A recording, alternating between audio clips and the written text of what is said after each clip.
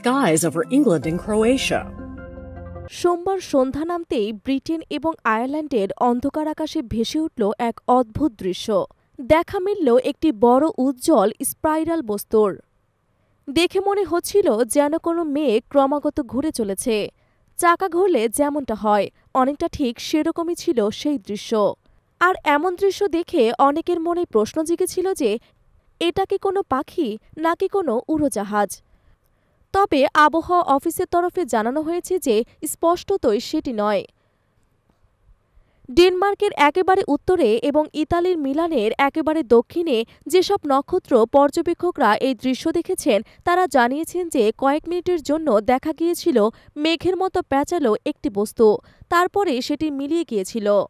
এদিকে আবহাওয়া অফিসের তরফে এক্সে পোস্ট করে জানানো হয়েছে যে সম্ভবত ইলন মাস্কের স্পেসএক্স ফ্যালকন 9 রকেটের জমাট বাঁধা ধোঁয়ার কারণে এই ঘটনাটি ঘটেছে।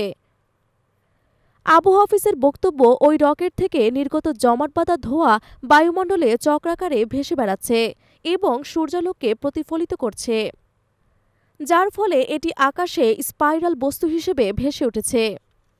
যখন ফ্যালকন 9-এর দ্রুত ঘূর্ণায়মান উপরের অংশ থেকে রকেটের জ্বালানি বার হয় তখন অবিলম্বে মহাকাশে এই স্পাইরাল জমাট বাঁধে, আর এটা হয় উচ্চতার কারণেই। জমাট বাঁধা এই স্পাইরাল এরপর সূর্যালোককে পৃথিবীর দিকে প্রতিফলিত করে, যা রাতের আকাশে দৃশ্যমান হয়।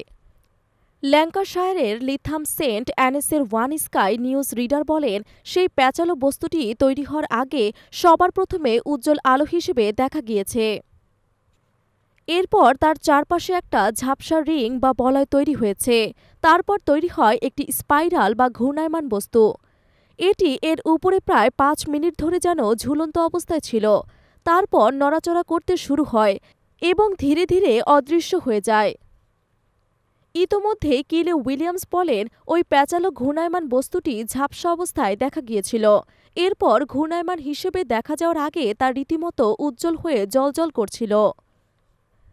প্রসঙ্গত, সোমবার বিকেল 5:50 ফ্লোরিডা থেকে একটি মার্কিন সরকারের শ্রেণীবদ্ধ অভিযানে ফ্যালকন 9 রকেট উৎক্ষেপণ করা হয়েছিল।